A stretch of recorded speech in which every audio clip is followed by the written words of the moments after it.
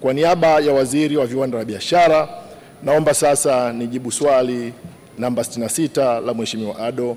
Mwekezaji wa kiwanda cha kubangua korosho ambacho kinafahamika kama Korosho Africa Factory kilichopo wilayani Tunduru aitwaye Bwana Sunul Kamath kwa sasa yupo katika hatua za awali za maandalizi ya kufufua kiwanda hicho.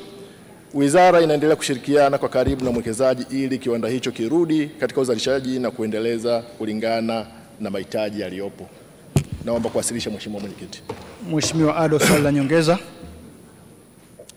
Asante sana Mheshimiwa Mwenyekiti kwa kunipa nafasi ya kuuliza maswali mawili madogo ya nyongeza. Awali ya yote, napenda kutambua jitihada za serikali kupitia waziri mwenye dhamana Mheshimiwa Judith Kapinga kufufua viwanda ambavyo vimekufa. Swali la kwanza, kwa kuwa ahadi hii ya mwekezaji huyu kufufua kiwanda cha korosho Tunduru imekuwa ni ya miaka mingi na ameendelea kutumia kiwanda kile kama ghala la kuhifadhi korosho kinyume na mkataba wa kubangua korosho, na kwa kuwa ndani ya bunge hili Mheshimiwa Rais aliahidi kufufua viwanda kwa kushirikiana na vyama vya ushirika, serikali haioni umuhimu wa kuvunja mkataba ule na kukikabidhi kiwanda kile kwa chama kikuu cha ushirika Tunduru kwa maana ya TAMCU. Swali la pili, kwa kuwa katika nchi ambazo zimepiga hatua kubwa katika tasnia ya ubanguaji wa korosho, modeli ambayo imefanya kazi vizuri sana kama vile Vietnam na kule India ni ya kuwawezesha wabanguaji wadogo wadogo,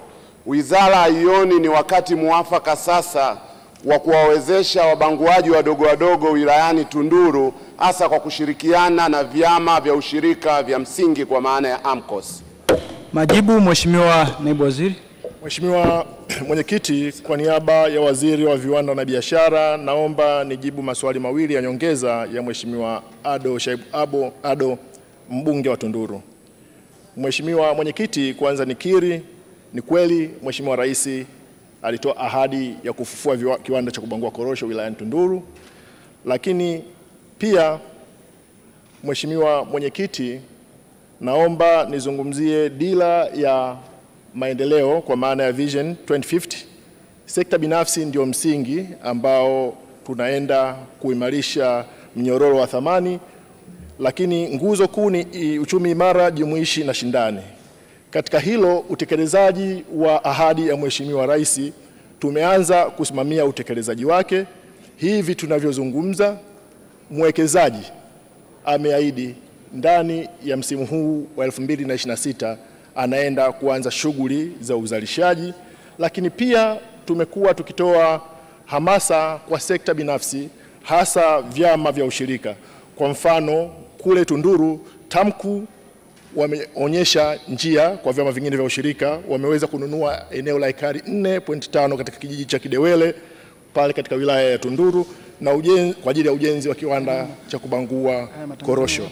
Mheshimiwa Mwenyekiti, pamoja na hayo, kwa kuwa mnyororo wa thamani ndio msingi wa uchumi imara na jumuishi kama dira ya 2050 inavyosema, ilani ya Chama cha Mapinduzi inazungumzia kwenye mkoa wa Ruvuma pale kwenye ibara ya 46 kuhusiana na nia ya serikali kufufua viwanda, lakini kuweka uchumi jumuishi kwa maana ya kuwekeza kwenye viwanda vidogo vidogo, na hiyo model ya Vietnam ndiyo ambayo sisi tunaenda kuisimamia kuhakikisha kwamba mwananchi hasa mkulima wa korosho anaingia na kama mmiliki katika mnyororo wa thamani kwa kuanzisha viwanda vidogo vidogo.